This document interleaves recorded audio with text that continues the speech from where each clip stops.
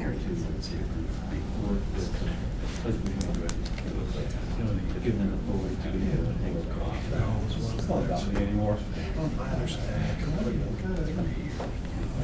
Mary, the same time.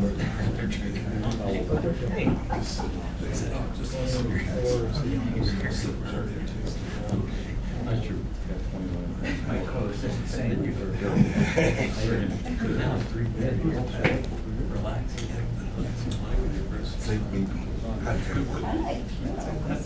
Check to see if hi. Thank you. Thank you.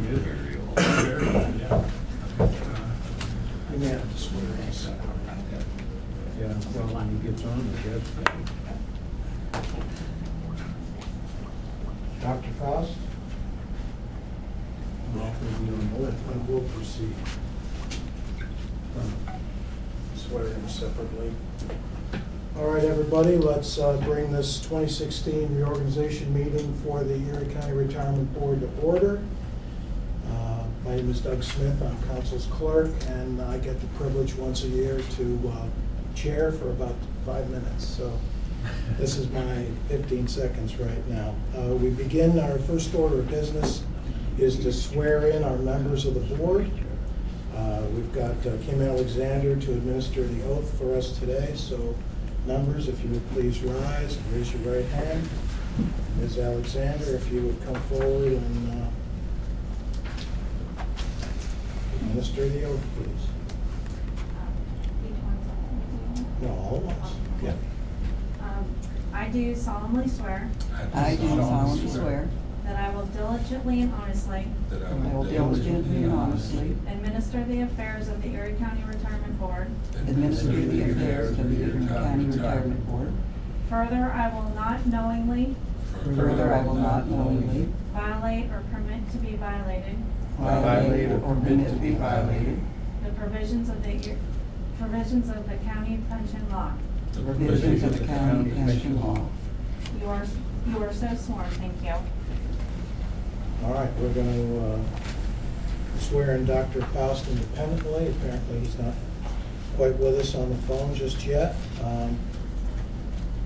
Mrs. Schaaf, you're not technically the secretary yet, but I'm going to ask for your help in calling the roll. Okay, Mr. Sparber, Here. Mr. Horton, Here. Dr. Faust, what should we say just here for him? I think we can, yes, put him as a positive. Ms. Schaaf here, Chairman Leon. Here.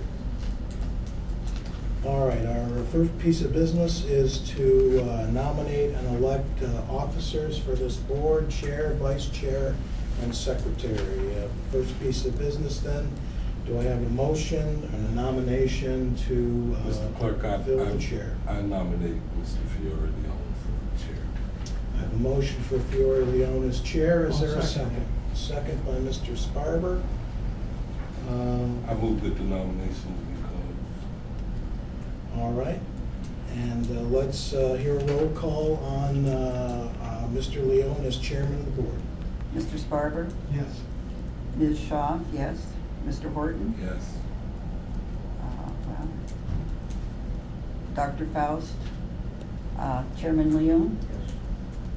We will check back with Dr. Faust when we get him on voice here and go over his votes to make sure that we have them clear. Congratulations, Mr. Chairman. Thank you, Mr. Clerk. Next, the chairman will open the floor for nomination of vice chair. I move that to nominate Dr. Faust to the position of vice chair. Mr. Chairman, I got back on the line at the wrong time, it looks like. Let's, I'll second that. Kyle, before we go any further, I think the notary is going to have to swear you in first. Okay. Would you do that, please? Sure. Raise your right hand and repeat after me. Okay. I do solemnly swear I do solemnly swear that I will diligently and honestly I will diligently and honestly administer the affairs of the Erie County Retirement Board. administer the affairs of the Erie County Retirement Board. Further, I will not knowingly violate Further, I will not knowingly violate or permit to be violated or permit to be violated the provisions of the county pension law. provisions of the county pension law. You are so sworn. Thank you. Thank you. Thank you, Kyle. Also now, we have a motion from Mr. Horton and a second from Mr. Sparber for you as vice chair. We'll take a roll call vote on Mr. Sparber? Yes. Ms. Schaaf, yes. Mr. Horton? Yes. Dr. Faust? Yes. Chairman Leon? that. Yes. Next, I'm opening the floor for nomination election of secretary. I nominate Ms. Shaw for secretary. Second. Moved by Mr. Horton, seconded by Mr. Sparber. Comments? If not, roll call on that too. Mr. Sparber? Yes. Ms. Schaaf, yes. Mr. Horton? Yes. Dr. Faust? Yes. Chairman Leon? Yes. Any other business for the reorganization? If not, I'll entertain a motion for adjournment of the reorganization. We stand adjourned. I'll now call to order the Erie County Employees Retirement Board. Let the roll call reflect that all members are present. Next is a hearing of the public. Anyone from the public wish to be heard on the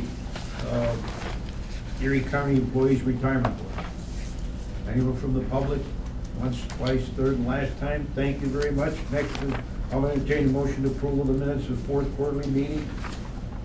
So moved. Moved by Mr. Horton, Second. seconded by Mr. Sparber. Comments? All those in favor signify by saying aye. Aye. Opposed?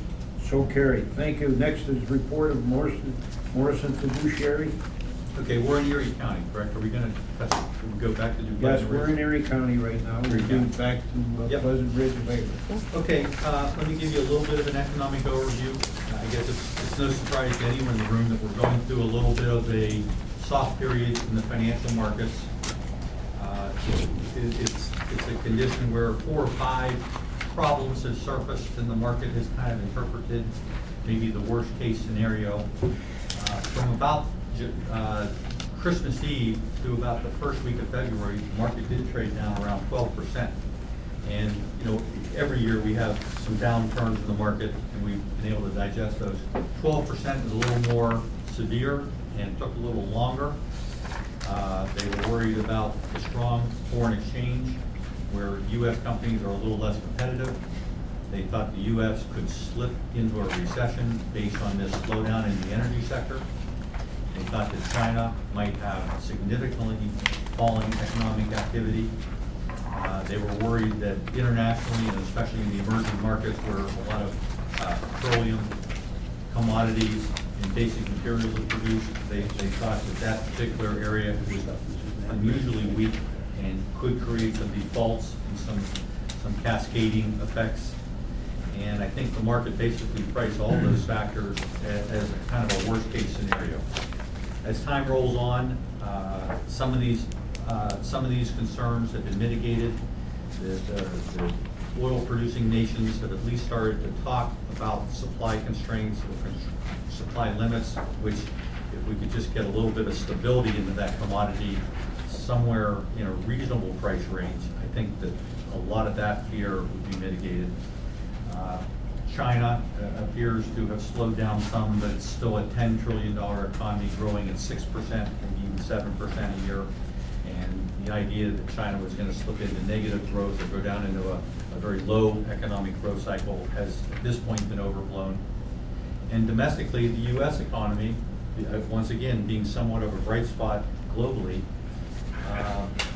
some of the early reads on economic activity in the first quarter suggest a GNP in excess of 2.5%, which is pleasantly strong and good enough for what we're trying to accomplish here. So even though we had some challenges to our fundamental underpinnings, globally, growth is expected to be somewhere in the 3% range this year. Next year, a similar level. And so hopefully markets will carry on. So far this year, the market might be our fund, even though the markets are off 6 or 7, maybe 8% in some areas.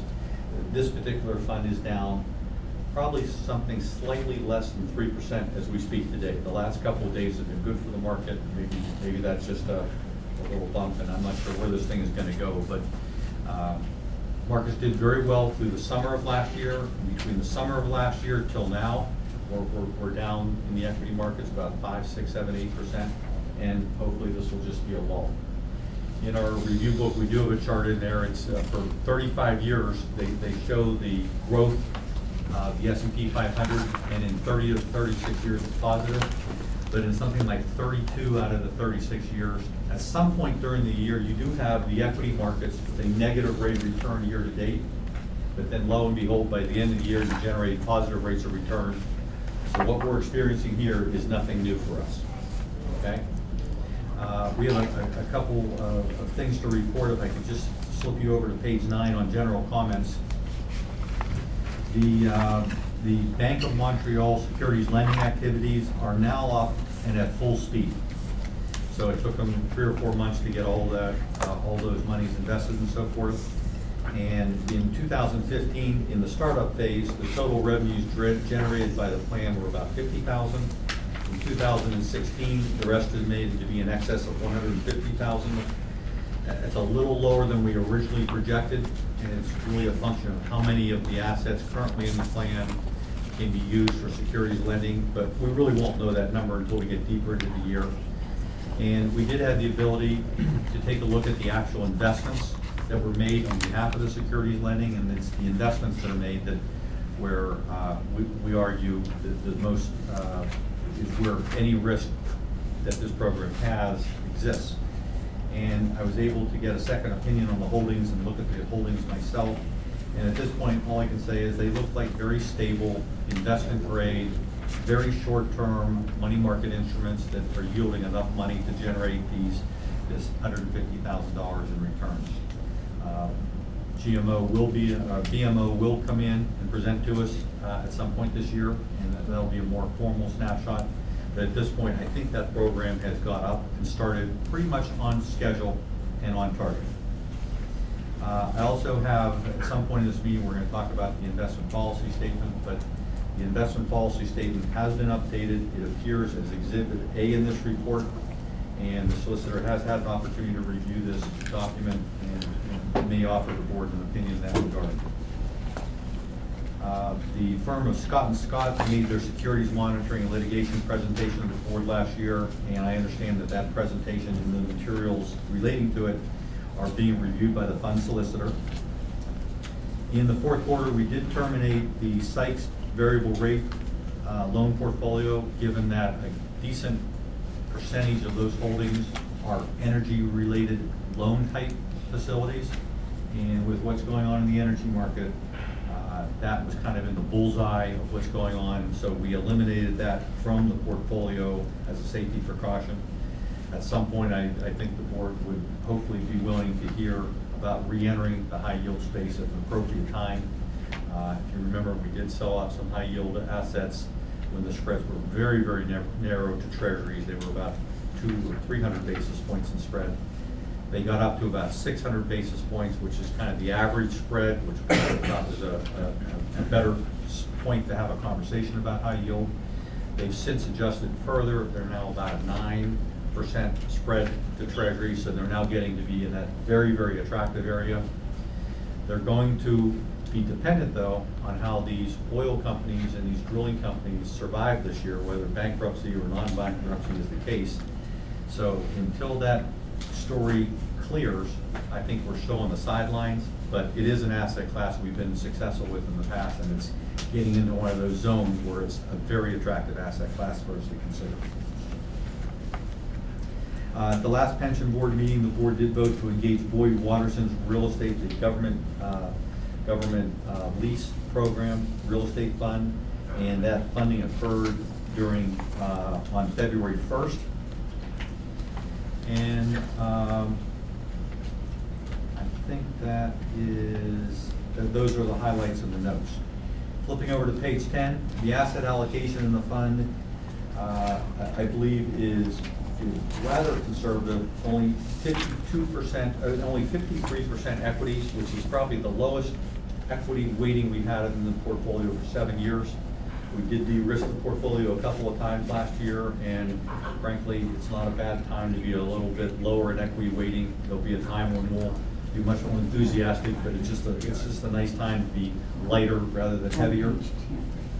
We do have one portfolio holding, which I think is a disappointment so far. And as you know, we've placed about 5% of the fund's holdings into Miller Howard's Master Limited Partnership, Energy Partnerships. And we did that sometimes last year. And that market has been tainted by the oil market. And, but I'm here to say that I have met with Miller Howard a couple of times, as recently as yesterday in one of the Erie County accounts. And I've also been in dialogue with a couple of other master limited partnership type money managers, just to make sure I'm getting the story straight. And it's kind of hard to believe, but these particular 16 stocks we own in that portfolio are performing financially exactly as the board expected them to perform when we made that decision. Despite all the energy problems last year, these companies improved their cash flow and their distributions by about 6%. And so far this year, 9 or 10 of them have issued increased distribution rates for 2015. Of course, their model is not dependent on price, it's dependent on volume. And at this point, natural gas to a large extent, and they have a little bit of oil revenues in there as well, but the amount of energy being consumed continues to flow at least a rate equal to last year. Actually, it's growing 2, 3, 4% a year. And as that growth occurs, the volume transported through the pipelines grow and the revenues grow. So this is an asset class which now is probably down about 20% from when we purchased it to reflect the energy markets. But we stay committed to the underlying financial performance of these companies, and eventually the share price will properly reflect the underlying economics. I think this will end up being successful. Question? Frank, a question. Warren Buffett took a position in Kinder Morgan, which is one of the pipeline companies. I don't know if it's in this portfolio or was ever in this portfolio or not. It may not have been. But does that indicate any trust now occurring that, you know, perhaps it got overdone on the downside? Well, you know, in my career, this is one of the biggest disconnects I've had between fundamental financial performance and the price of the investment. And Kinder Morgan also has a pretty good sensitivity to the price of energy. And I think that Mr. Buffett's decision there reflects a bottoming of energy prices as well as the model, you know, the confidence in the distribution model. I think I think there have been some institutions that have come in and said, hey, this sector of the market is really cheap, we're going to add some money to it. I've seen 5 or 6 big pension funds allocate to this. But I would see it as a positive, but recognize that that was more of a commodity price play. What we have here is strictly volume. And I can't understand how we got caught up in this, but in time that should cure. Thank you. Okay. We do have a significant decision on our plate here, so I'll make a recommendation. As you know, we had terminated 2 of our longer-term large cap core equity managers, and our policy dictates that we attempt to have roughly half of our large cap core equity money managed in index funds, roughly half of that money managed in actively managed equity strategies. So at the last meeting, the board authorized us to look for suitable replacements for that index. And our firm, not necessarily for Erie County, but our firm did do a search for managers in this space. And our criteria was we wanted managers that were active, but had a style that was very tethered to the index itself. So to us, index price 1% after fees would have been an absolute miracle. You know, that would be the holy grail. We could find that type of manager. So we were not looking for fully active managers that might beat or trail an index by 3 or 4 or 5%. We were looking for managers that really closely tethered their structure and their portfolio strategy to the index, that added enough active management that they could beat the index on an after fee basis. With that, we got 35 proposals. We got some really good proposals. I narrowed it down to about 4 or 5. And at this point, I would recommend that the board approve an investment with Golden Capital Management Enhanced Large Cap Equity Account for roughly $10 million. And this is a firm that has been around for a long time. They've been doing this for well over 10 years, almost 15 years. And they've consistently been able to generate returns that are index plus 100 or 125 basis points. In the RFP, we asked all the managers to ensure that they were presenting a fee schedule that reflected that they must be competitive on an after fee basis with indexing, and if indexing is 5%, how much more could active management charge? And the managers came in at 24, 30 basis points, 35 basis points. Historically, we paid 40, 50, 60 basis points for active management, so it's kind of an enhanced index with a much lower fee schedule. And Golden's proposed fee was 30 basis points, which I thought was reasonable. We also saw very good proposals from Vanguard, but we already have quite a bit of Vanguard in the fund. I didn't really want to overweight in any particular manager. I was also very impressed with one of the Pennsylvania firms by the name of Twin Capital, who actively calls the municipal market, but their track record was only about 7 years, although very, very credible. But in reviewing all this information, I wanted to go ahead and recommend Golden Capital Management. One disclosure, Golden Capital Management is 65% owned by Wells Fargo, and Wells Fargo obviously has an office here in Erie.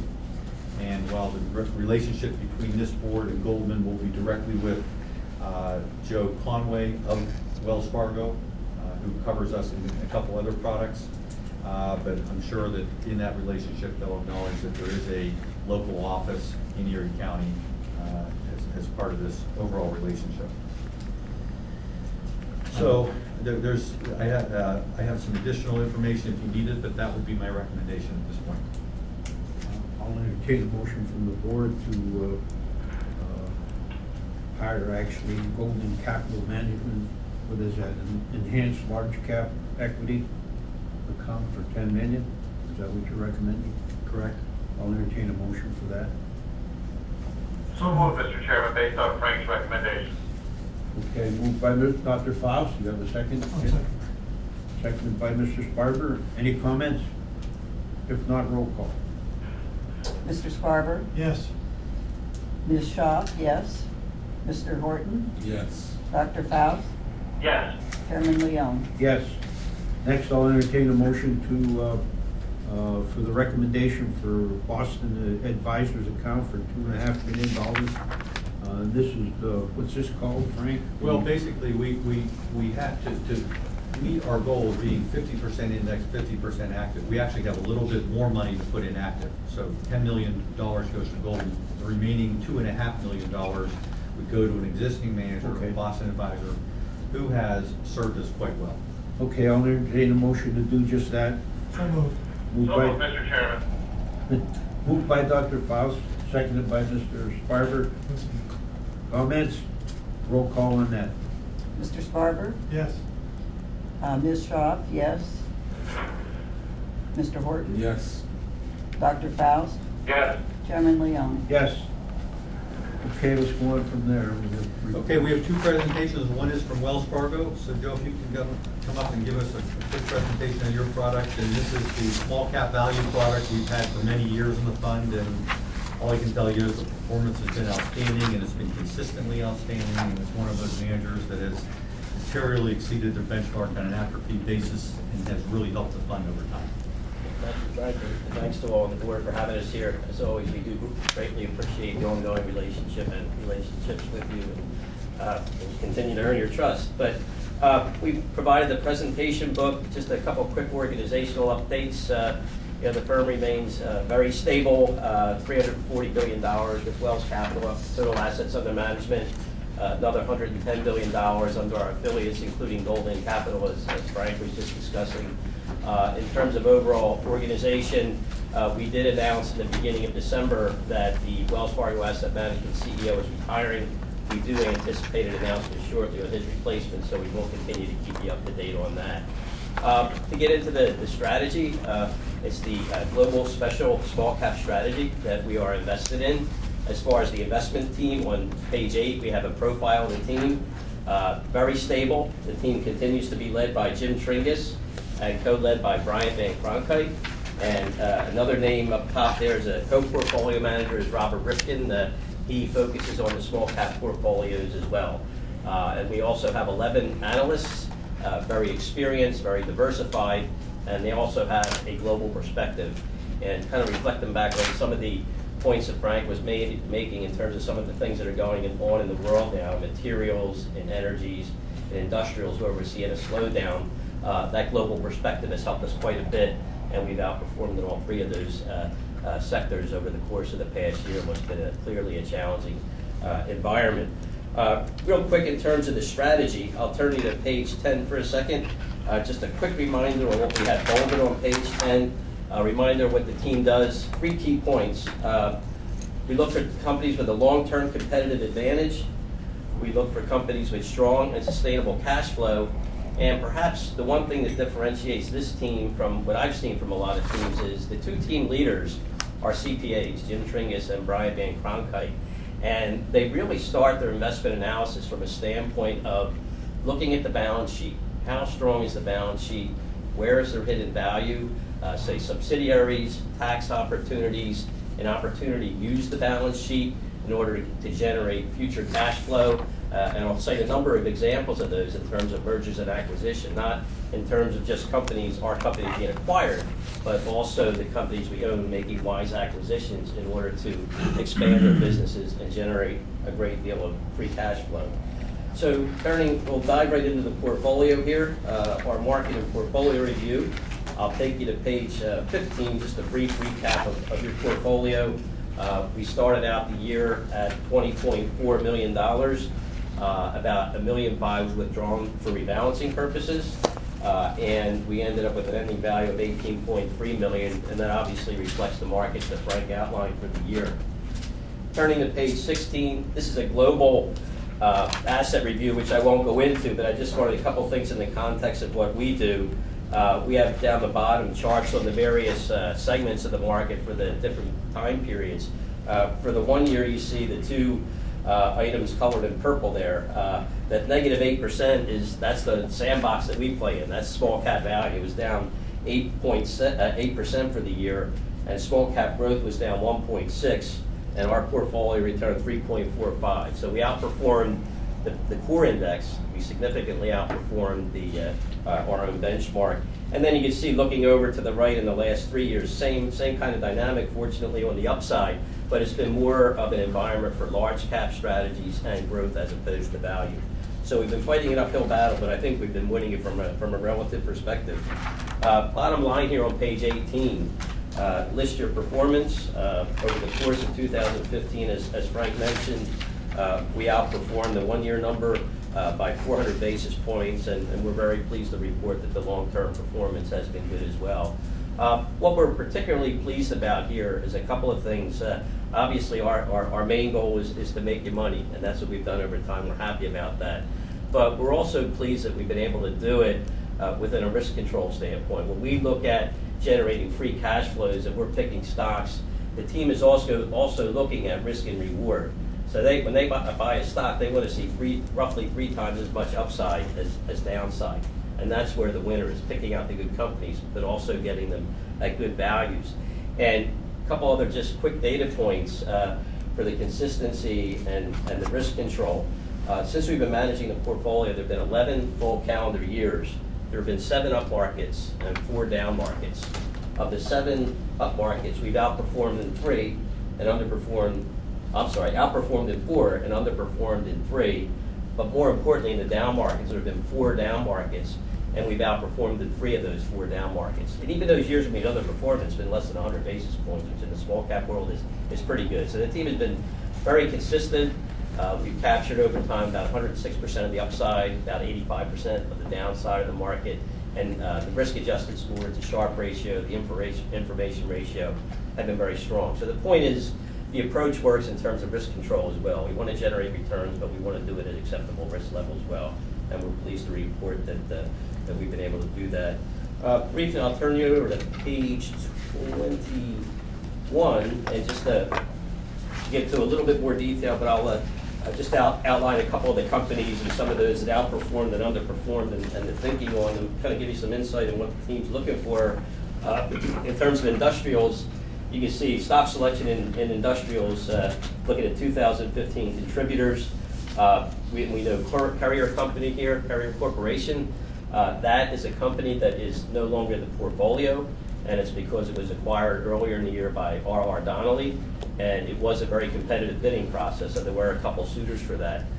Perrier Corporation does e-publishing, but they're also a hard copy book publishing manufacturer. And for those of you that might have students in college, there's still a lot of hard copy books out there, and they're still pretty darn expensive. But R.R. Donnelley purchased Perrier Corporation, and there was this about 40% increase over what we had bought the stock for. Stock selection in Staples, company is a beverage company. They acquired a company. We talk about acquisitions.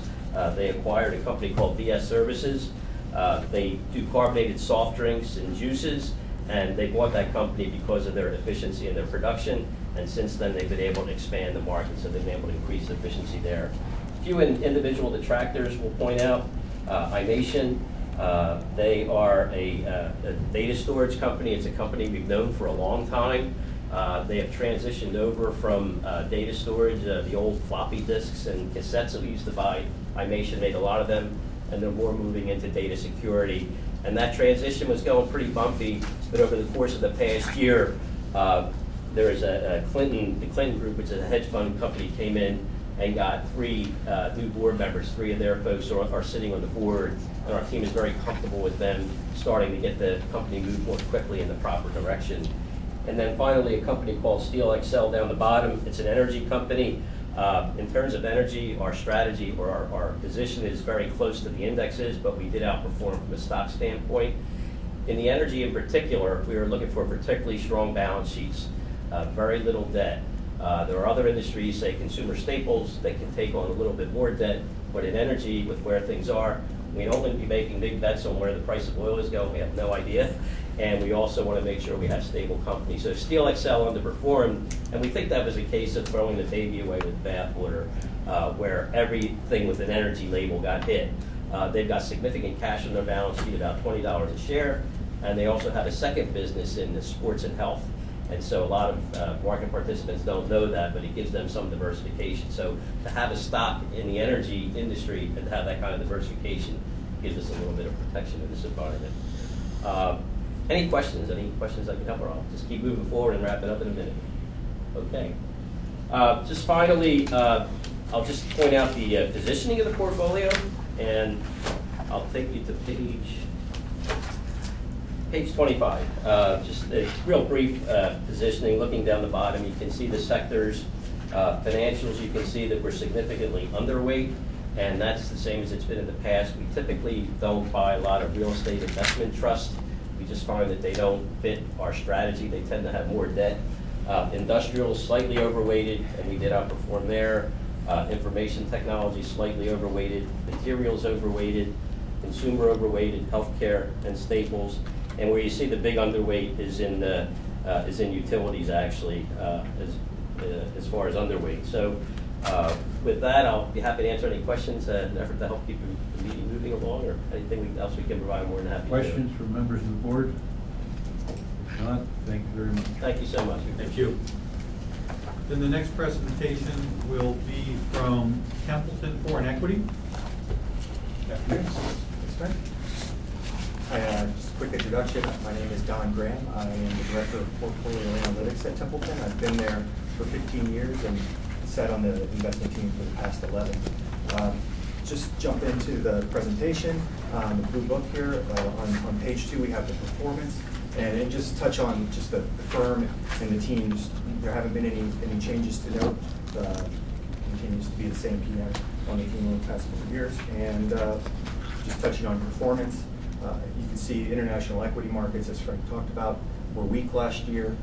I've included 2 benchmarks, our primary benchmarks, the all-country benchmark, which includes 20% allocation to emerging markets in Canada. Those were particularly weak last year. We have some exposure there, but we're underweight versus that index. I've also included the MSCI EFA, which does not include those markets. Performed quite a bit better, but still was down for the year. And concerns really, in our world of international investing were centered around China and what they were doing with their transition to a more consumer-driven economy, and the market just losing faith in them. But I'll touch on that in a moment and a bit more. Just looking at what's driving performance in the past year, on the negative side, we were underweight some of the more defensive parts of the market, and that included consumer staples. That included Japan. Japan's generally thought of as a safe haven market when in times of economic stress, and we've been somewhat negative on that market. We have been underweight, and that was a detractor last year.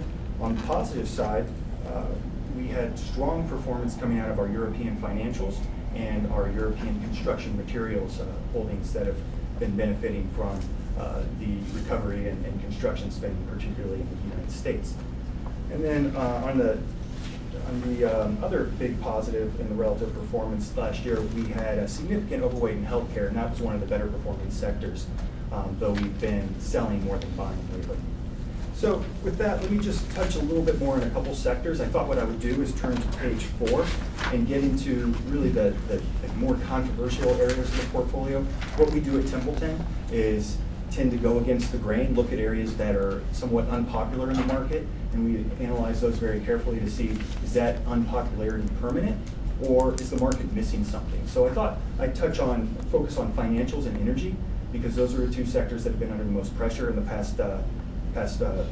past recent period, particularly energy last year, and just give you our perspective on those and how we're investing in them. And then I'm happy to touch on any of the other sectors in more detail as well as needed. The financials to start with, you can see we have on page 4 a fairly sizable position in the sector. We're somewhat overweight, but not tremendously overweight the market. The bulk of our exposure is in European financials. We have a fairly sizable overweight versus the market in European banks and diversified financials, as well as insurance to a certain extent. That worked well for us for the past several years. We've positioned ourselves, I think, fairly conservatively in this sector. It has been weak recently, in large part because financials tend to underperform when the market underperforms. So they tend to be high beta plays that go down more. But the other big issue that's been of major concern in the very recent past has been interest rates. And as you may know, higher interest rates or slightly rising interest rates are good for banks, as they can earn a larger margin on their loans. And very low interest rates like we're experiencing now crimp those margins, but don't necessarily mean they can't make a profit. So just touching on what our view is on our banks. The first thing I want to say is all of our banks are comfortably above their minimum capital requirements. Regulators have required banks to be much more conservative in the past. And coming out of the financial crisis, when we moved heavily into banks in 2012, relatively close to the very bottom of the market for those securities, we looked for companies that we did not think would have to raise capital. And right now what you're seeing in the market is a major fear that companies are going to have to raise capital again. One issue is the energy exposure, which we think is completely overdone. These companies have very little exposure to energy loans, at least the ones in our portfolio. Some banks will be hit by that pretty hard, but these banks, in the worst case scenario, we don't see it having much impact on earnings at all. But the interest rate issue is a long-term concern. Our first thought is, are interest rates really going to go significantly low from here? We don't forecast them going significantly low. We have the expectation that they do rise modestly in the next 5 years. That's our outlook. We look 5 years out. That's a pretty long time for things to turn around in the economy, to justify higher rates because inflation has started to pick up and labor markets remain stable. But the fact is, that's going to crimp earnings, and we factor that into our numbers. You look at the returns on equity that these banks generate, it's somewhere in the neighborhood of 10 to 15% for most of the companies we hold. So that'll probably come down 1 or 2% if interest rates stay where they are in the next year or two. And it could come down somewhat more if they go much lower, going into the negative territory, which we don't expect to happen in any kind of protracted period. But as I said, these are very well capitalized banks. They've gotten much more conservative. They're ready to weather a weak economic environment, and we feel quite comfortable with them. We think that the valuations are far too cheap. On average, these banks are trading in the neighborhood of half of their book value versus more like 1.5 times in history. So what is our expectations? If we continue to see this muddle through very low interest rate environment, we think these stocks can double. If we see the economy stabilize more, inflation pick up a bit, we think these stocks can triple or quadruple. And we really feel this is just the kind of valuation that is multi-decade lows. That's a great opportunity. And that's what we do. We look at where pessimism is and we analyze it, and if we think it's worth buying, we buy it. And that's financials and European banks in particular are one area we've been quite positive on. And the next sector I wanted to mention was energy. Energy, you can see, is a fairly significant overweight, 6.6% versus the MSCI fund. This has been the sector we've been doing the most buying in the recent past. Obviously, oil prices have been not going the direction that these companies would prefer. That's given us opportunities to buy. When you see oil prices dip in the low 30s and the high 20s, we've been able to pick up some pretty cheap stocks at low valuations that we haven't seen for many, many years, several decades. So Just about, what are you buying in energy? Are you buying the big? the bulk of our exposure is integrated oil companies. So the Royal Dutch Shells, BPs, that's somewhat of a conservative play, you might say. They are diversified approaches to the energy sector. They do have the production side of the business that's being hurt by low oil prices, but they also have the refining side of the business that's actually benefiting from cheap gas. So they're not as negatively impacted as some of the other parts of the market, like the exploration and production and oil service companies. But we've also been buying into those oil service industry as well. That particularly has been attractive when prices are coming down to the $30 range. And so you've seen us pick up some pretty nice buys there. But what I want to emphasize in this sector, what we've been trying to do is not say we know when oil prices are going to go back up. We don't really know exactly when they're going to go back up. So we want to own companies that have very strong balance sheets that can weather a protracted period of low oil prices. So those integrated oil companies I mentioned, Shell has tremendous costs that it can cut, and it's cutting. And it's cutting back on some investment in some areas, but it's going forward because long term, they think oil prices will come back to maybe $60, $70 range, maybe in the next 5 years. But in the near term, obviously, there's not going to be as much profit off of those projects. So that's one way of playing it. The other way is the oil service companies, and I think a good example of how we've been implementing our strategy is a stock called Petrofac, based in the UK. Petrofac has a rock-solid balance sheet. Most of its operations are in the Middle East with national oil companies who have not been cutting back spending. They actually saw their order backlog reach record highs last year, despite oil prices tanking.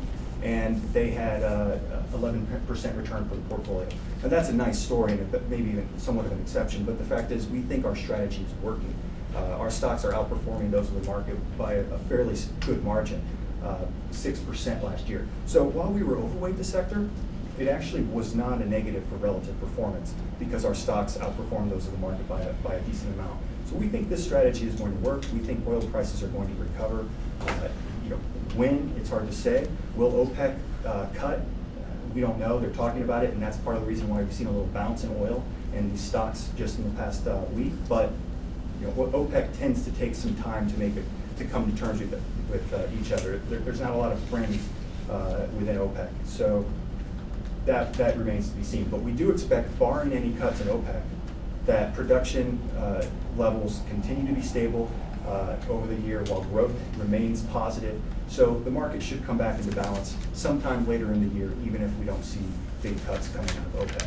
So if that happens, these stocks are going to do quite well, and the fact that we have almost 7% overweight, I think, will be a key driver of outperformance.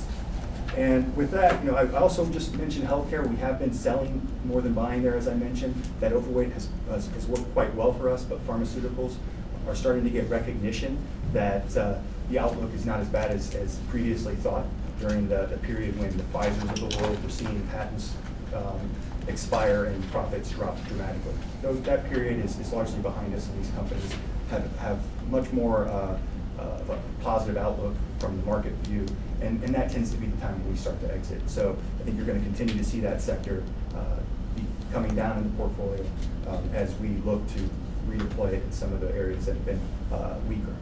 So with that, I thought I would touch just briefly on the regional allocations. If you could turn to page 6, you can see how the portfolio is positioned from a geographic perspective.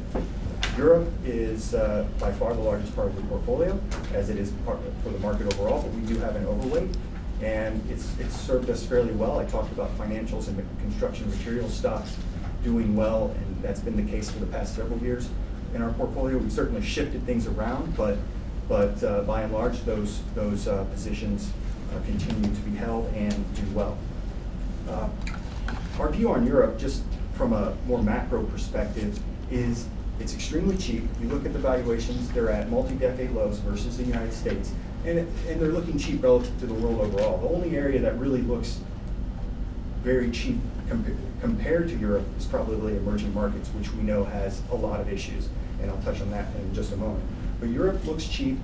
Policy remains supportive from a fiscal and monetary policy perspective, and they are more exposed to China than the United States is. They have the migrant crisis going on, though that may be more of a boost to the economy than a headwind. But they've weathered this fairly well. The economic activity held up pretty nicely last year. Manufacturing has actually been more in an expansionary phase than a contractionary phase like what we're seeing in the United States and China particularly. And the consumer is starting to come around as well. Spending is up. They're a little bit later in the cycle of economic recovery than the United States was, so it's still kind of on an upswing. Corporate earnings are at the low point in the cycle, and we're seeing them grow. We saw some decent earnings growth last year. Even with the negativity in the market, earnings growth is still expected to be something in the neighborhood of 5% this year. So we're pretty positive looking at the valuations and the earnings outlook and the policy support that's a good area to be invested. Then next, just looking at the rest of the world, I think the way I would characterize that is we're generally underweight more commodity sensitive countries, and that would include emerging markets. If you compared us to the all-country benchmark, which is what we use as our primary benchmark, that benchmark has about 21% emerging markets. Your portfolio has about 11. We had about 15% at December of 2014. We were selling more than buying early in the year, particularly out of China, as that market had been very strong. But as China has reversed course, later in the year, we found some opportunities to actually get back into names that we had been exiting early in the year. And we think that the outlook is not as bad as people think. We think there's a couple key factors that people are misunderstanding about China. And the big theme in China is their transition from investment-driven industrial economy to a service-driven consumer economy. And that's a multi-year process that is going to have its ups and downs. But the fact is investors are very skeptical. And the two issues that really drove that skepticism over the past year have been currency devaluation and debt. Well, first of all, currency devaluation, the currency didn't really get devalued by that much. It fell maybe 5% last year versus the dollar. What China did, they broadcast this for quite a bit of time beforehand, but the market didn't quite take it very well because they tend to be not very detailed, not very transparent in the communications. But what they did is they shifted from a peg to the US dollar to a peg to a basket of currencies representing their trade partners. That includes the euro. So what did the euro do last year? The euro fell against the dollar, and because their new peg was including the euro, the currency fell as well. And that's really the main driver. Now there's a view that they're going to be competitively devaluing their currency going forward. We don't buy that view. We think that this is an economy that has a trade surplus, that has interest rates differentials that are high, that inflation is low. Those are conditions that justify a stronger currency, not a weaker currency. So we don't see significant depreciation in that currency like some people have been predicting. Hey, before you go on. Go ahead. Look, and I don't know how the board feels about some of this. I'm not interested in having someone come in here and teach us what's going on in your portfolio or the other portfolios, because everybody has a strategy. Mm-hmm. And that strategy, as far as I'm concerned, I don't know about anyone else, as far as the market itself is concerned, what goes up comes down, and what goes down goes up. Mm-hmm. Now, and I said before, I want a one-page report, not 10 pages, not 25 pages, 1 page. That's all we need here, okay? And as far as what you do or what you perform on your investments will be evaluated by our consultant. And once that evaluation is done, we'll let you know how you did. Whether your views on how the market's gonna go up or down, or whether you're buying cash, or whether you're selling oil, or whatever you're doing, that'll be done by him. And if he can't do it, we'll get somebody that will be able to do it, okay? So all I'm saying is, I would like one-page reports. I'd like to finish these retirement boards in an hour. And I don't seem to be able to do that. So I'm telling you, from now on, when you come in here, it better be brief. Absolutely. These things, I can sit down and read them. I can read these all day and tell you exactly what you've done and what you haven't done.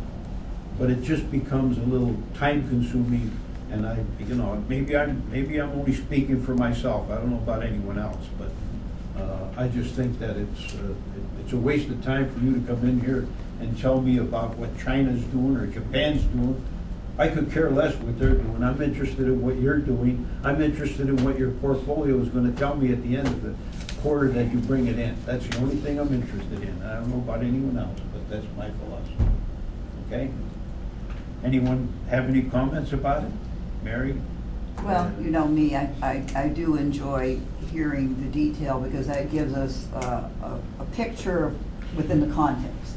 Now, do we need to go into as much detail? I agree, probably not. But I think that we have to understand the sectors of the market that we're in and why perhaps they're performing or underperforming, but maybe not get into the detail of individual securities. I think that's what Mr. Leon is saying. But I think the big picture we're very interested in, and I think we respect the fact that you've traveled this distance to come to speak to us. And I think as a knowledgeable fiduciary, you know, we have to know some of these things. And so we can't just look at numbers without knowing the context. And Frank is obviously very good at giving us a big economic view, but we do rely on the managers to put their style, as you said, into context. So we appreciate that. Well, you know, I apologize for giving too much detail, and I certainly will make note of that. You know, to just close out, I think, you know, what you're saying about putting the style in context, you know, Templeton is a value investment firm. The value investment style has certainly been under pressure. It's the longest period of history, values underperform growth. So that's been a headwind. We've managed to stay relatively in line with the market. When you compare us to our value benchmark, we've blown it away. But we've been fairly consistent with the overall market. We think that at this stage in the cycle, value is poised to outperform. If value outperforms, this strategy should tremendously outperform the rest of the market. And I think that is really the conclusion that I want you to take away with today. So hopefully that was helpful, and if I can field any more questions, I'm happy to do so. Any questions from members of the board? If not, thank you very much. Let's go on to the next, let's see, we have a contract approval for retention of Scott and Scott, attorneys at law. Do I have a motion to do that? We're all set to go on it then, Mr. Chairman? I'm assuming everything was okay. If it wasn't it, Tom? Yeah. You reviewed it? Yes. According to our solicitor, everything was fine. Okay, I'll make the motion then. Just a quick question. Sure. We already have one firm that does this. Right. Yes, we do. It does benefit us to have another firm that does this. Not costing us anything one way or another, and when I talked to Tom, Tom indicated it wouldn't make any difference. And there are some counties that have more than one firm, some have more than two. There's no negative to having more than I don't see any problem, no. Mr. Chairman, Yes, go ahead. I believe the big advantage with it is that they are keeping their eyes and ears open for potential lawsuits where we could benefit. And then, you know, obviously their benefit would be that they're on point to be the lead litigator at that point. That, you know, but again, we're not shelling anything out at this point. Can I make a comment, Mr. Chairman? Go ahead. You know, as Jim stated, our current firm that we have, our office keeps track as the checks come in, and we deposit them into the pension account when they do the securities compensation from a class action lawsuit. And to date, it's close to $700,000 since they've been employed by the county. Now, that had zero cost to it. But the other thing is that if you recall, those of you that were on the board back in 2013, we were the lead plaintiff against a company that we ended up in the final analysis where it was Brocade Corporation and current firm Kessler, Topez, Meltzger, and Check were able to, per the court, there's a thing called, and I'm trying to think of the exact name for it here anyway, there's a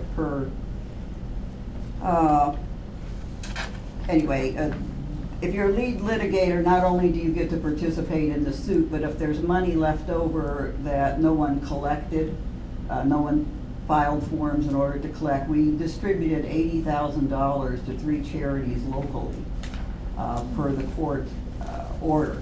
So they did not charge us anything for us participating as the lead plaintiff, and they never do charge. We're currently involved in 3 other litigation cases right now where we are the lead plaintiff, and there's never a cost. But I have no objection to adding a second firm and see what happens. Competition is always good. Do I have a second to that motion? So moved. Seconded by Mr. Horton. Any other comments? Take a roll call on the appointment of Scott. Okay. Mr. Sparber? Yes. Ms. Shaw, yes. Mr. Horton? Yes. Dr. Faust? Yes. Chairman Leon? Yes.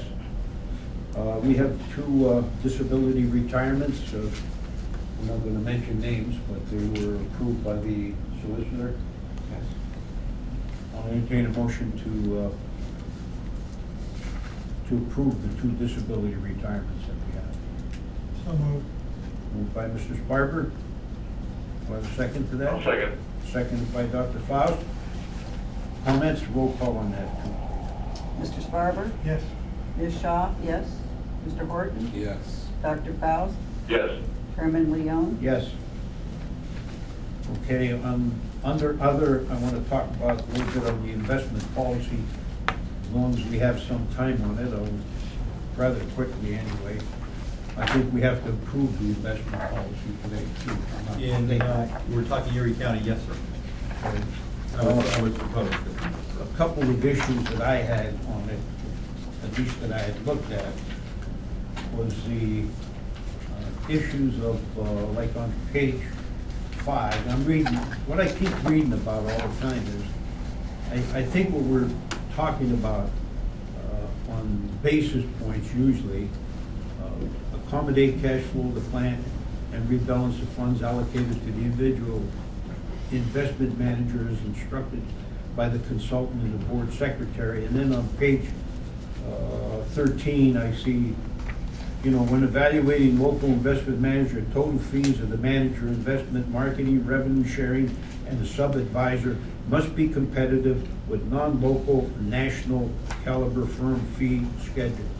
The fee schedules, I'm getting a little bit upset about that, because I think that more than the fee schedule, we should be looking at the performance of these particular investment managers.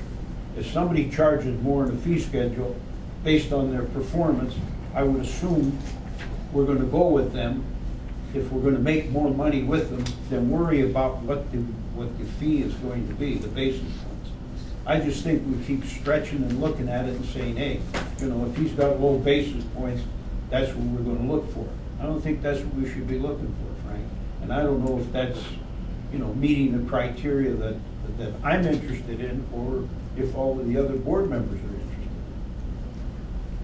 I don't know. I'm willing to, adopt the investment policy, but I also would like to know, a lot of times when we're talking about basis fees, if that's a criteria that we're using.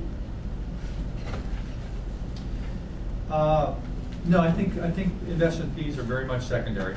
I think they're. I would hope they would be, Frank, because it just seems like in many cases, I keep hearing, well, you know, the basis fees are gonna be less from such and such than it is from such and such. And I think that we should be looking much more at performance rather than what we're gonna pay that individual, whether they're from Erie, in Erie County, or outside of Erie, in Erie County.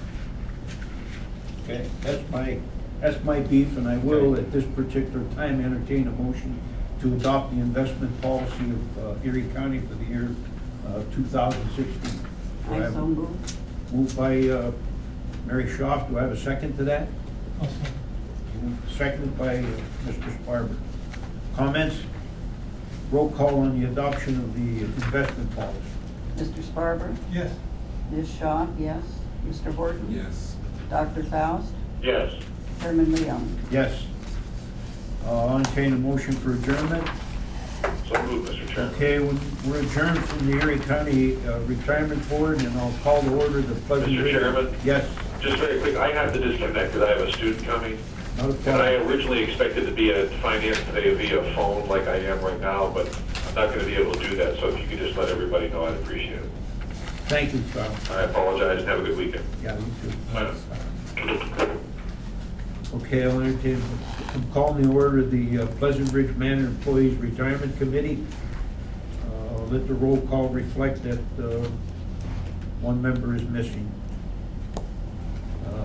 Hearing of the public, anyone from the public wish to be heard? Once, twice, third, and last time? I'll entertain a motion for the approval of the minutes of the fourth quarterly meeting held on November 19th. So moved. Moved by Dr. Sparker, or Mr. Sparker, seconded by Mr. Hort. All those in favor signify by saying aye. Aye. Opposed, so carried. Thank you. Next, report of Morrison Fiduciary Advisors. Simply stated, the Pleasant Ridge plan is also conservatively invested.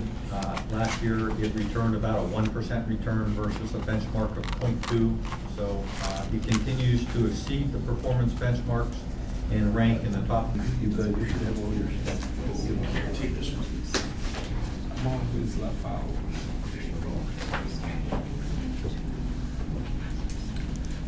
Okay, I'm gonna call the meeting of Pleasant Ridge Manor Employees Retirement Committee to order. We have a roll call, please, Mary.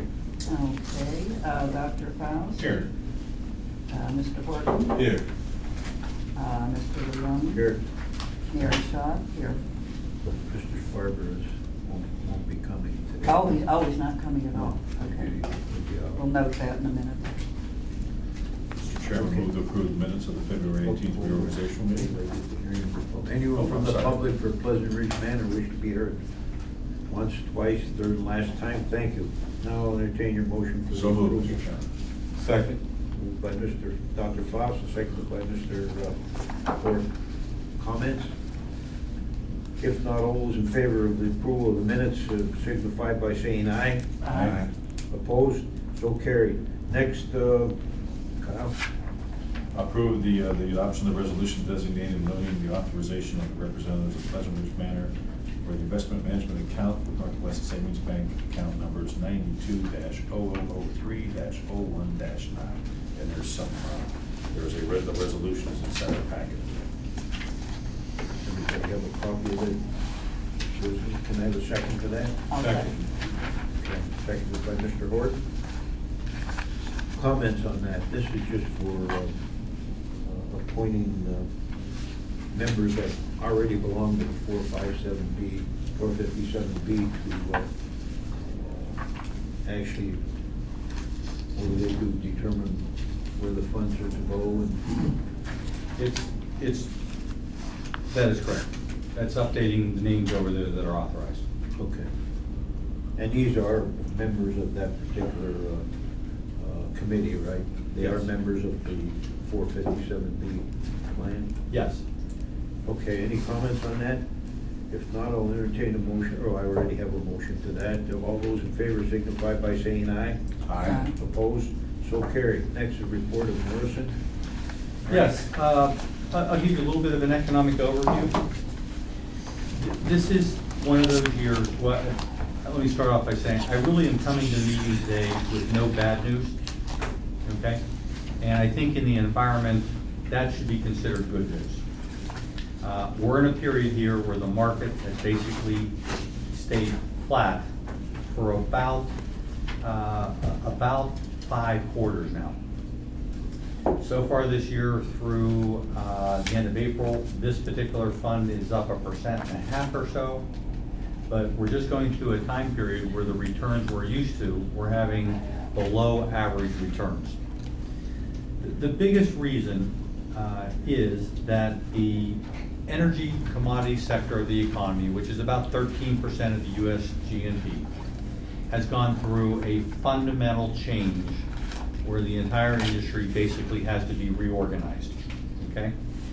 And previous to that, the industry was on steroids, and not only was the industry extremely profitable, they paid dividends and cash flows and royalties.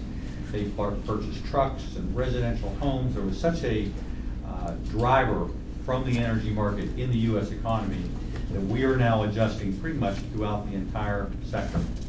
And it's going to take 6, 12, 18 months to get through that. It's not just the pricing that has to adjust, because the industry will adjust to the pricing, but it's all the corollary businesses that are affected by that. A lot of times we see the market go down because maybe it's overreacting to something. I think this is a fundamental change, okay? And that's why this is taking a little bit longer. The biggest impact has been that corporate profits for the last year have stayed flat at a time when people expected corporate profits to go up 5, 6, 7, 8, maybe 10, 11, 12%, but we were expecting a high single-digit growth in profits. Most of the flattening of profits can be explained by the energy profits, which used to be so high, are now zero. If you take the energy sector out of the stock market and you ask what the remaining 85% of the companies are doing, they are increasing profits at the 4, 5, 6, 7% mark, but at the end of the day, it's below average profit growth, mostly driven by the energy sector. I think for funds, it's tempting to get in there and try to push this thing a little bit, or do something different, or reach or search for something that's going to work in an otherwise flat market. But I use the corollary that sometimes right now the market is a little bit like a portfolio would be a little bit like a bar of soap. In this type of a market, the more that you handle it, the less you're going to have. And I think what we need to do here, and I think the industry is really committed to this, since we aren't really having a big market collapse in here, we just have to stay invested, stay patient, and we have to be there so when the market does turn up, the portfolio participates. And some people say, well, can't we kind of see that coming and anticipate that? Well, the first thing that's going to happen when the economy starts to get better is the stock market's going to go up 5 or 10% in anticipation. I don't know how those guys up there on Wall Street see it, but they're sitting in different people's financial, the CFO's offices and so forth, and they'll start to anticipate. Then you'll start to see some headlines, and then you'll start to see some earnings. So it's really hard to think they're going to print a headline, everyone's going to go, oh, there it is, and you can buy stocks and not have missed part of the rally. So I just have to encourage both boards to stay very patient and very understanding that it's a very long-term game. And if after 7 years of good returns, we have a year or two where the returns are 0 to 2%, that's actually okay. All right? That overview applies both to Pleasant Ridge and Erie. Flipping over to page 9 on general comments, there was a big employer contribution recently deposited in the account on January 14th. That money was reallocated. Solicitor George Joseph is still looking at the ERISA status and waiting for some IRS determination, some things to move at the government, which might give us a window to turn this back into a government plan. The IPS was approved, distributed to all the vendors after the last meeting, and the plan is very conservatively invested at this point. We have this is just a plain vanilla, a lot of indexing, and but it's doing well. This particular Pleasant Ridge fund through April 30 is up 2.25%. So it's a little bit ahead of the benchmark and performing well. There is a presentation in here scheduled for Vanguard, but Vanguard is also going to make a presentation in the Erie County meeting. So I'll wait for the Erie County meeting and allow that to apply to both funds. With that, sir, I conclude my report. Okay, anything else under that? If not, I'll entertain a motion for adjournment, Pleasant Ridge. So moved. By Mr. Horton, we stand adjourned with Pleasant Ridge. Next, I'm calling to order the Erie County Employees Retirement Board. Let the roll call reflect there's one member absent. Hearing of the public. Anyone from the public wish to be heard once, twice, third, and last time? Thank you. I'll entertain a motion to approve the minutes of the first quarterly meeting. So moved, Mr. Chairman. Moved by Dr. Faust. Second. Seconded by Mr. Horton. Comments? If not, all those in favor signify by saying aye. Aye. Opposed? So carried. Next, report of Morrison. Okay, in this particular account, I'll move you over to page 8. One other point I want to make on the economy on page 8. You know, I think that the whole concept that the economy will continue to grow for the very long-term foreseeable future is something that we, as any trustee, especially in this time of a flat market, it's just hard to imagine how we're going to continue to grow. The U.S. GDP has grown from 15 trillion to 18 trillion in the last 5 or 6 years. Some people say that 1 or 2% growth isn't very good, but if you string it together for 5 or 10 years, it ends up being trillions of dollars. The World Central Bank, the World Bank predicts GNP growth is going to be 3 to 4% globally over a very long period of time. The way they say that is they look at these population numbers on page 8, where back in 1960 the world had 3 billion people. In 2000 they had 6 billion people. In 2015 they 7.5 billion people. And by 2050 they're going to have 9 billion people. Hard to believe, but if this trend, which looks like a straight line for all these years and everything projected shows that it's a good estimate, stays in place, you can see how the growth that we're anticipating in all these companies to generate these profits to make these future returns for us, we can see where that's going to come from. Flipping over to page 9 is the general comment section. This fund also has been rather conservatively invested, so we weathered the storm pretty well. No major hiccups or mistakes. Bank of Montreal securities lending is now up to full speed. The current revenue rate is up to $185,000 a year, as they originally projected. That was within their range, and so far so good with that. I have reviewed the portfolio they invest in, plus their lenders. I've even showed that portfolio to some third parties just to get their opinion. And at this point, I just don't have any red flags or concerns to speak of. The firm of Scott & Scott made a securities litigation presentation. My question is that contract still in process, or has that been executed? That's done. Okay, that's good. So they've been engaged. Now, PNC asked the board to update their original contract, which dates back like 15 years ago. It was really an old bank trust contract that I think survived Marine Bank maybe. So Mary and I said, okay, we'll consider that, and we ran their proposed contract through the solicitor's office, who's not here right now, but we grind this thing out, we made some changes, we had some back and forth. But at this point, I can speak on behalf of myself and Tom Tallarico that this contract is ready for execution. It's substantially the same major terms as the original contract is, but it has a lot of additional language which reflects their money management unit as being the principal as opposed to the PNC Bank. They have a wealth division that does this now, and they have language that relates to that particular organization. But if it's okay with the board in Tom's absence, I think Mary and I would suggest that it's Tom's recommendation that that contract be approved. Yeah, I think I saw an email where he reviewed it and said it was fine. You need that contract approved now? Well, I think you could approve it now. It eventually does have to be board approved because it's a new contract. Okay, well, rather than do it at this meeting, I think I'll wait. I'll wait till the next meeting, Frank. Okay. I'd like all the members at least to see copies of it before we approve it.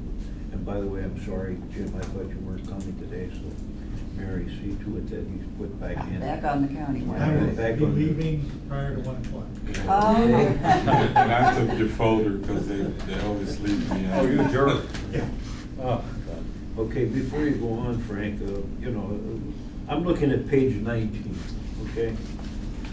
It isn't that, you know, that I understand we've been having problems as far as the market is concerned, and I realize that there's difficulty in that particular area. But when I look at some of these so-called performances from all of them, it isn't that stellar, let's put it that way. Okay, and like I said, I realize that the market is bad. It hit a low probably beginning of the year or sometime in the end of December, somewhere in that vicinity. And you had some problems with it. But even though, when I look at it and say that the ranking for Erie County now stands in the 91st percentile, I don't find that very acceptable. And part of the reason why I say it is I look at it, in all of the ones that we have returned, and I'm not saying all of them were bad, but I'm looking at it and saying, you know, why would I accept someone that the returns from them are less than the guidelines that we're saying we're using, like for example, the Standard & Poor. If we're using Standard & Poor 500 for the guidelines for them to follow, and they fall below that, okay, I think we have to do something about it, or at least let them know that they're not paying too much attention to our funds. And if they don't want to pay attention to our funds, then I say we get somebody else to start paying attention to. You know, like I said, I realize that the market's been bad, and I'm willing to wait and look and see. But I'm not willing to wait too long, because like I said, as I look at it, and some of these people are 93 percentile, 81st, 76th, and then we have one that's in the 5th percentile. You know, again, if other people, other investors, investment managers are performing better, and it looks like they must be, according to this, from the percentile that we're in, I think it's time we start saying, hey, you better start looking at our accounts. I'm not, like I said, I'm not too happy with what I see.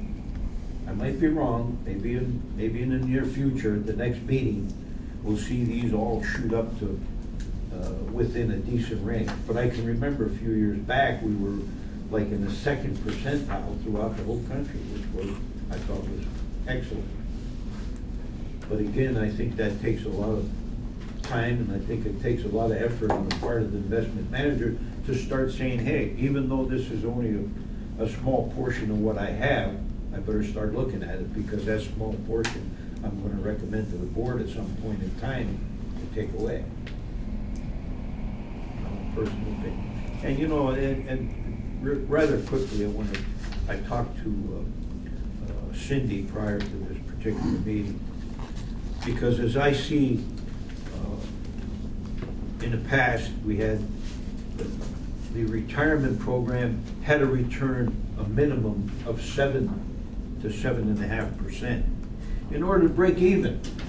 So everybody understand that. In order to break even, we had to have a profit of 7 to 7.5%. Now, from the way things are going, we need a profit of about 8.3% in order to break even. Now, I think we have to do something statewide and otherwise as far as the retirement plan itself is concerned, because that seems to be going up and up. And I also talked to her about Gadsby 45, which, you know, I tried to talk about that when you cut me off, by the way. We're getting nowhere fast, Mr. Chairman. All right. But what I was trying to get at is just exactly what I told Cindy. You know, the financial statement reports Gadsby 45, which has to do now with the fringe benefits they get from the retirement, and that would be your health benefit packages.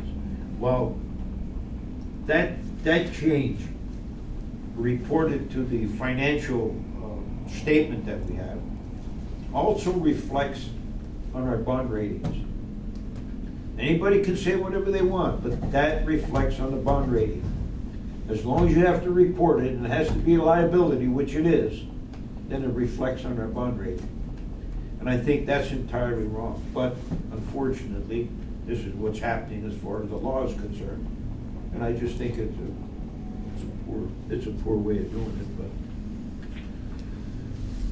but those were a few things that we discussed, so we'll get along with that now. I just wanted everybody to be aware of what was going on and what is going on as far as the retirement system itself is concerned. Thank you, Frank. Let's go on to the reports. Okay. The first report I'll have is from Vanguard. And Chelsea Westcott from Vanguard came up from Philadelphia today. Vanguard has obviously been a big horse for us. We have about 3 different positions with Vanguard, some indexing, and then there's a short-term fixed income piece that we have a nice slug of cash in. And the manager, they've done a really nice work for us, so I'll turn it over to Chelsea. Yeah, thanks, Frank. So again, my name is Chelsea Westoff. I'm a relationship manager for Vanguard. Thanks for the opportunity to be here today, just to give you some perspective. Frank and I work on a number of mutual relationships together. I managed a book for 11 years of large institutional clients like yourself. So we certainly believe this is the best practice to get us in front of the board and tell you a little bit what's going on at Vanguard. Take a few minutes to do that, and then I'll look at your investments within the plan. Again, as Frank mentioned, this is both for Pleasant Ridge and for Erie County. So with that said, if you take a look at the first tab again, for those of you who aren't familiar with Vanguard, our corporate structure is very unique. We are the only mutually owned investment manager in the world. We operate across the globe with nearly $3.5 trillion in assets under management. And what this means when I say mutually owned is that we have no outside owners. We are owned by our mutual funds in which you are invested in. Anytime we have cash flows, which I'll touch on later in the presentation, what we're able to do with those cash flows is return value to you and the investors within the plan by lowering expense ratios. Our expense ratios are by far the lowest in the industry, and you can know that we're returning that value back by way of return, especially when the markets are as volatile as they have been. You're getting that money back into your pockets by paying lower fees. If you turn to page 3, wanted to give you a snapshot of our balanced business. Again, with roughly $3.5 trillion, we offer one of the most diversified family of funds in the industry. If you take a look at the page here, you'll see some different numbers. I like to point out that 1/3 of our assets under management are actively managed, which you are using on the fixed income side in the Erie County. So we have index, active. We also partner with a number of external sub-advisor managers that help us manage our equity income funds and equity across the board. If you take a look, just to touch on cash flow on page 4, this year alone, we've had $74 billion in cash flow come into Vanguard. Again, I say this very humbly, and if our CEO, Bill McNabb, was here in this room, he would do the same. We feel that overall the industry, with the economy these days and the volatility in the markets, they are going with a trusted brand, whom they trust, as well as who focus scrutiny on fees and offer those low-cost investments. So we get strong cash flows. You can see we've led the industry for a number of years, and we really do believe that is a testament to our offerings as well as our low-cost structure. I put Erie County snapshot on page 5. Pleasant Ridge is using us for 2 of our index funds, the Russell 1000 Growth, as well as the Russell 1000 Index. I took a look at Erie. It looks like almost 20% of the plans are invested with Vanguard. Thank you for that investment. I know that's a large allocation, and this continues to grow with our partnership, so we appreciate that. Roughly $40 million, the last time I looked, again, across 3 Vanguard mandates. 2 index funds, 1 actively managed fund. Lastly, if you turn to performance, touch on a few of the numbers as of the quarter. Again, it was a volatile quarter. Interestingly, domestic equity at the beginning of the quarter dropped and then it came back. So what you're looking at here is very good results for the institutional index. Across the board, the fund outperformed peers and was in line with benchmark, the second column there. If you look at the expense ratios, typically we say they can deviate from the benchmark by the expense ratio you're paying. I can tell you with certainty that 4 basis points is a very, very low expense for the quality of the fund and the investment manager that you're getting through this investment. The Russell 1000 growth, again, strong results across all time periods. When you look out 3 to 5 years, you're still getting that strong conviction from the managers. That is one of our funds that's managed internally by Vanguard's group.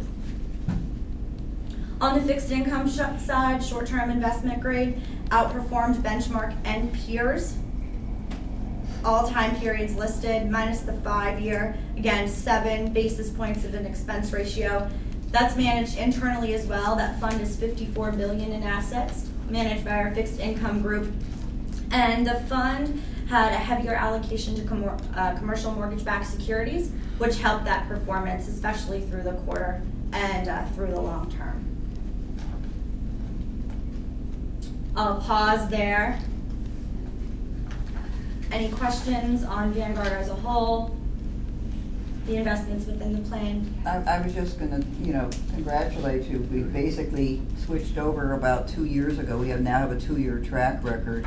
And your performance, versus what we're seeing in other areas, have been some of the best we have in this portfolio. So we appreciate that. Thank you. And I can tell you, I've heard that from a number of the clients and plan sponsors I work with. The industry as a whole, again, it's hard to know what the market's going to do. We all know we cannot market time, but when you're in an investment manager like Vanguard, you know that performance not only comes from the skills we're able to obtain, top talent, but again, at 4 basis points and at 7 basis points for an actively managed fund, you'd be paying about 1.25% to 2% if you went elsewhere without the track record. So we appreciate that. And we know this is a large investment within the fund. So Frank and I are talking regularly, about the fund and making sure you have the information and Frank has the information you need to carry on with the plan. Thank you. Any other questions? Thank you for making this very Thank you. appreciate it. Yeah, no problem. Okay, the second manager to come up today is going to be from the Multi-Employer Property Trust. Thanks, hi. As you know, this is one of our real estate managers. We timed pretty well in the entry point. We've had really good returns in here. I don't think we're going to get those returns going forward, but they still should be actuarial and return-like returns. And Rob, thank you very much for coming up. Thank you. Thank you for the opportunity to come speak with you again. My name is Rob Granda, and I work with Bentall Kennedy. Bentall Kennedy is the investment manager for the fund, the Multi-Employer Property Trust, or MEPT. I'm going to just take a couple minutes and give you, just to sort of remind you what the product is. Then I'm going to drop into an overview, fairly high-level overview, and then I'll talk a little bit about strategy and open it up for questions on performance, et cetera, if that sounds okay to you. I'll try to do it in about 15 minutes or so. If that's okay time-wise. I can do it shorter if you need to. Yeah, very good. Fine. 10's good. Okay. We may get some questions. Points for brevity. So MEPT is an open-ended core real estate fund. It was launched in 1982. Been around for 34 years. Nice track record over that period of time. We're one of the largest of our kind today, and we're certainly one of the largest with the environmental, social, and governance attributes that we've included in the construction of the fund.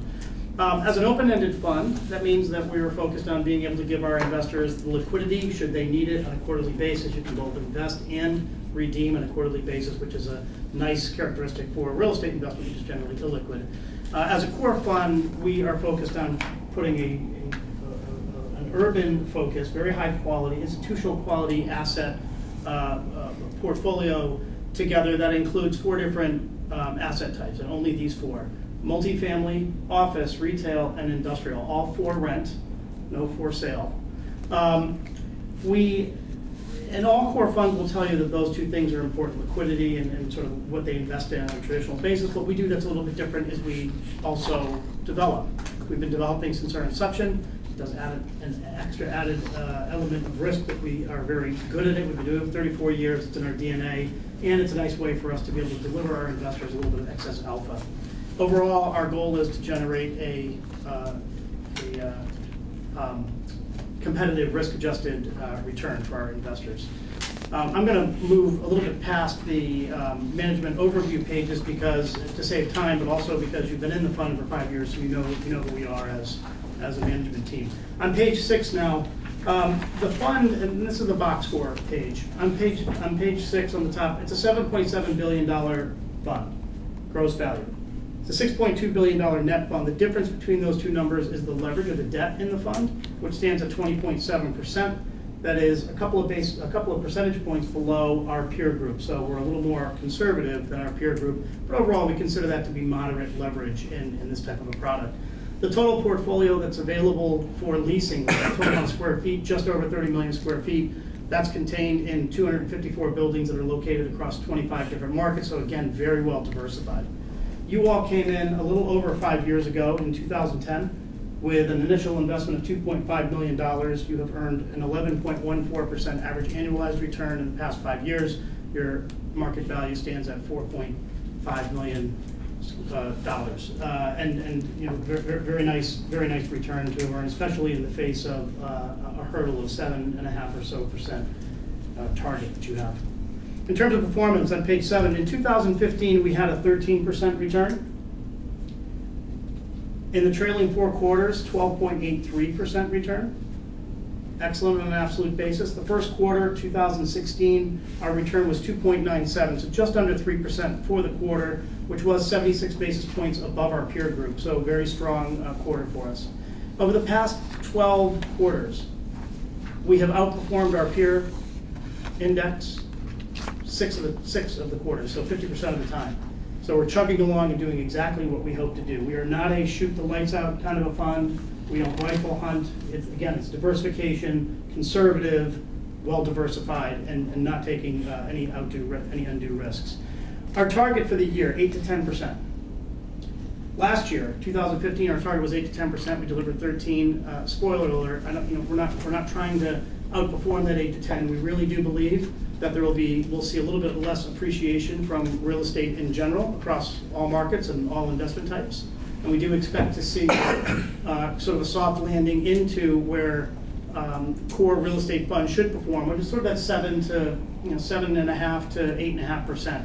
And I do like to look to say, do you agree in general that that's where you expect core to perform? Yes. Okay, good. So we're confident that we're going to hit the target in part because we have 3% in the bank already this year. We're also confident because real estate fundamentals are very strong. Demand is absolutely taking up whatever supply is being delivered to the market. Absorption rates are consistently good in most markets. We have a couple markets where it's softening a bit, but fundamentals overall are very strong. Our portfolio is absolutely aligned with our strategy, and we're feeling very confident, especially given the past 12 quarters and our ability to outperform 50% of the time. I'm going to move to page 8 and 9. Core real estate is about the income generating potential of the real estate. It's not about trying to buy an asset that you think whose value is going to go up a bunch. It's about buying an asset, putting it in place, getting the leases in place, and riding that income and sort of clipping a coupon. A little bit boring in that regard, but that's really what the product is. It's on the less risky end of the spectrum. On page 8, you can see that the portfolio today 92.8% leased, so nearly fully leased portfolio. Over the past year, we've seen 9.7% growth in the net operating income, so we've got great tenants in place, and we're also able to generate additional increases in the rental income, and that's where that 9.7% increase comes from. The reason we're able to do that is because of the quality of the portfolio that we have in place. If you look in the lower half of that page, you're looking at the top 10 assets in the portfolio. That represents 1/3 of the total value of the portfolio. So that's 1/3 of $7.7 billion on that bottom half. The property types that you see listed, CBD office, central business district office, and multifamily, that's really the story of what we're investing in the portfolio, so you're really getting a good flavor of what our emphasis is, including the emphasis on CBD office, which is where we have a lot of our investment. The markets that we're investing in, these are the markets that institutional investors, international capital is pursuing. So New York, San Francisco, Denver, Chicago, should we need to sell an asset, these are the markets where we have the highest likelihood of attracting the highest number of qualified bidders. So very liquid assets, even though real estate generally considered not to be terribly liquid. On the page 9, just a couple of points on the way we think about the durability of this income stream that we have in place. It's a very valuable income stream. We want to make sure that it's there in the future so we can continue to deliver what we know is the main driver of core real estate, the income. The rollover of leases, these leases tend to be sort of 5-year terms on average, especially the commercial leases. Apartment leases are sort of 1-year leases. But we have about 1,500 leases in the portfolio. 12.4% is the most turnover that we'll see in any year in the next 4 years.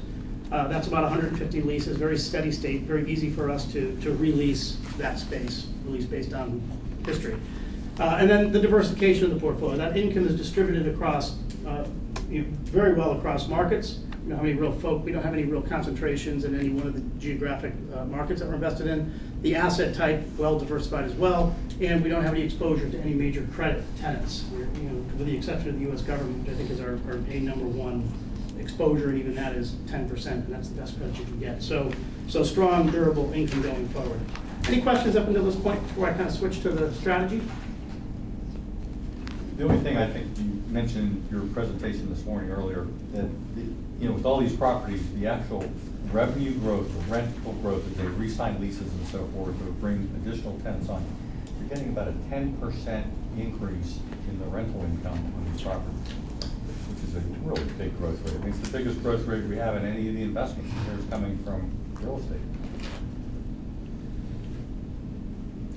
Okay, so if no more questions on sort of the high-level overview, just I'll try to keep this brief. If you've been invested, you know what our remit is, and we're sticking to that remit. But again, to refresh, we're trying to assemble a diversified portfolio in the locations in the country that are benefiting from the economic and demographic trends. And what we're seeing on the demographic side is that there is this cohort, the millennial cohort, sometimes called the echo boom, early 20s to early 30s.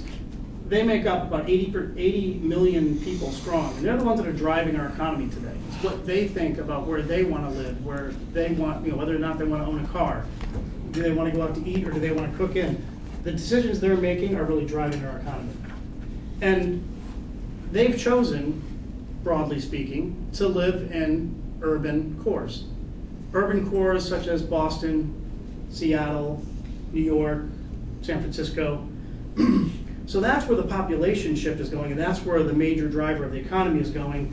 Well, the employers today, those employers that are coming principally out of technology space, so innovation, healthcare, education, these employers are recognizing that if they want to have access to that pool of highly educated millennials, that they've got to go and they've got to start their businesses in those same geographic locations.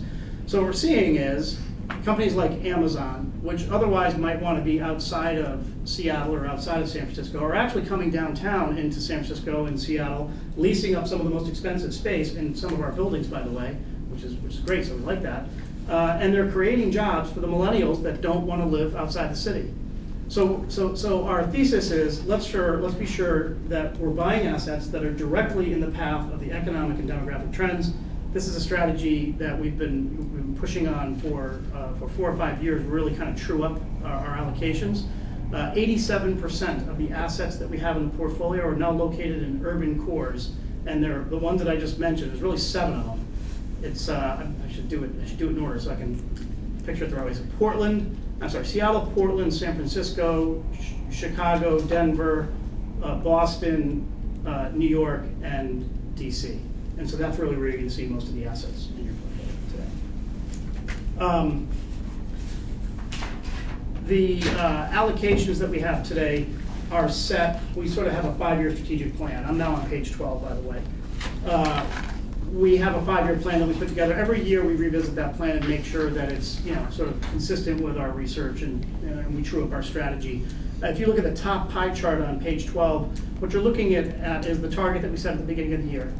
If you look at the center pie chart, That's our current allocation. So if you just let your eye float between those two, you'll see that we are absolutely invested, consistent with our strategy. There's no drift here. Page 13, kind of a nice visual. We have 25 markets I mentioned that we invest in. The yellow dots, if you count them, there should be 25. Hopefully there are. And those markets that are labeled, Denver, Minneapolis, Chicago, Boston, those are the markets where we're spending most of our time looking for new opportunities for investment and new opportunities for development.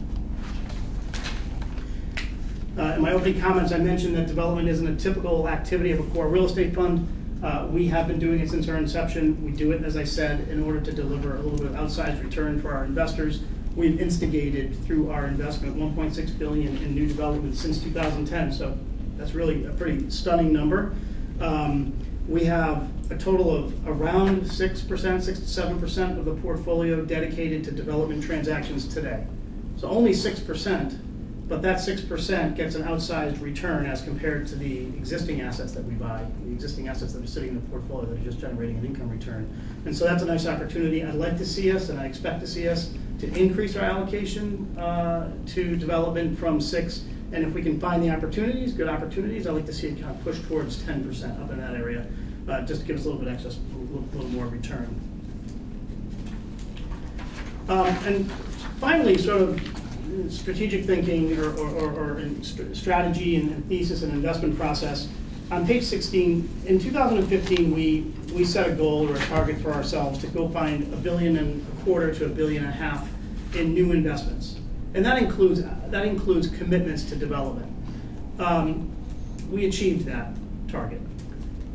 We didn't have pressure to do it. We didn't have a queue of incoming money that we were waiting to call that we could go, that we needed to get out the door. We had no pressure, but we were still able to find good deals that we're very, very pleased with, that are either immediately accretive or we expect to be accretive and deliver a little alpha in some of the development.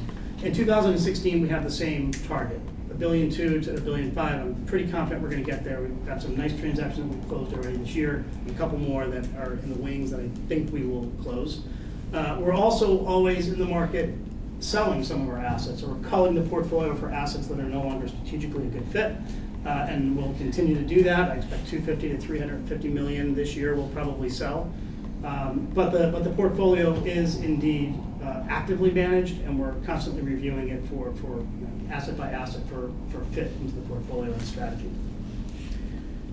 That's it for my general comments. And if we want to come back to talk about performance, I have a couple of more pages on pages 18, 19. If you have any particular questions about our performance, I would say that with strong fundamentals, with the portfolio being in line with our strategy, and with the past, recent past demonstrating that the picks that we've made, the strategy that we picked, the thesis that we're testing is proving out. It's doing exactly what we want. It's a portfolio that's built to perform through cycles, not just into this cycle. And we're pretty confident it's going to continue to do that. So thank you very much for your investment. Thank you for your commitment and your loyalty over the past 5 years. And looking forward to continue delivering nice returns for you. Any questions from the board? I think you've done an excellent job. And can I invest $1,000? 5 years ago. We are actually looking for ways for 401ks and other type of investments to come in, but that's in the future. Okay. Thank you. See you at Thank you very CCAP. much. I'll see you at CCAP. Thanks, Brian. Okay, thank you. The only other thing I should mention is, we made that investment to the Miller-Howard Energy Partnerships, and with the energy market doing what it's done, all energy assets have been tarnished, and that fund is currently down about 10% from where we originally made those investments.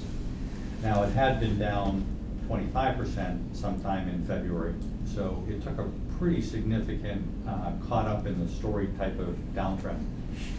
And I've had the Miller-Howard guys into my office. I've also had them into client meetings as recently as Monday of this week.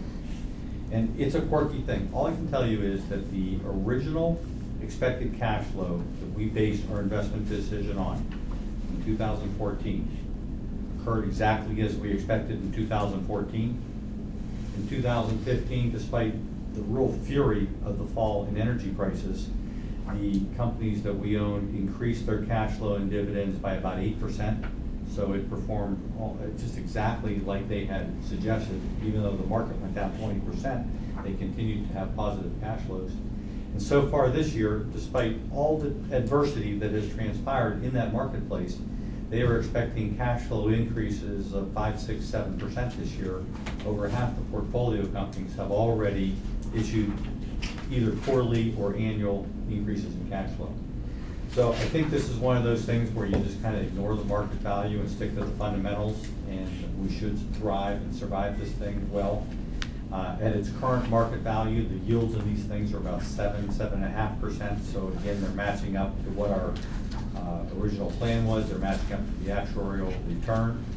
But it's just been a market value issue that I think will be temporary. So. When is temporary end? Well, I think all these things, we have to look at them after 3 to 5 years. We've been in it for a year and a half, so at another year and a half is the 3-year mark. I'd be really surprised that we haven't forgot about this era. But it's a year or two. It happens to be in the last 12 weeks, 10 weeks, it's had it's probably the leading industry group in the market. I don't know if that continues. By the end of the summer, we could be whole again, but I'm going to say the end of 2017 would be a reasonable outside timeline. Other questions? If not, go ahead. I was gonna say, not for that, are you ready to move over to other on the agenda? Or? Yes, okay. We're going to the brokerage activity. Well, I think that's accidentally on the agenda. I don't think I have a report for brokerage activities. Okay, how about the fee schedule review? That'll occur next month. Next month. Anything else from members of the board? If not, I'll entertain. Yes, Go ahead. that's what I did. I did put in everybody's packet this newsletter talking about. I'm sorry about that. Oh, I thought you were going to talk about the disability retirement. Oh, well, yeah, Mark's going to do that too. I think I'll entertain a motion from that for the individual that's been approved by our solicitor. Mr. Chair, move to approve that disability request per the review of our solicitor. I'll second it. Moved in second. Comments? If not, all those in favor of doing so signify by saying aye. Aye. Opposed? So carried. Okay, Mary, go ahead. I'm sorry. I just wanted to explain, this was in your packet, this is it's our original litigation firm, Kessler Topaz, and they've been working on a case where you see on the second page, it says they brought a suit in the New York Supreme Court against Kenneth Cole Products on our behalf. We're the lead plaintiff, and if you see on page 5, it says the case is now before the Court of Appeals as a result of Kessler Topaz's successful motion for leave to appeal the decision of an intermediate appellate court, which the Court of Appeals only grants in extremely limited circumstances. So they sort of set a new precedent with the case where we are the lead plaintiff. So I thought you'd be interested. Okay. Anyone else? Anything else? I'll entertain a motion for adjournment. So moved. One day I come down, I'm not in a big hurry, we finished in 45 minutes. Wow. How was that? You want me to get a couple more presentations? Can't win for business. What's your case? I don't even know. Is it a good one?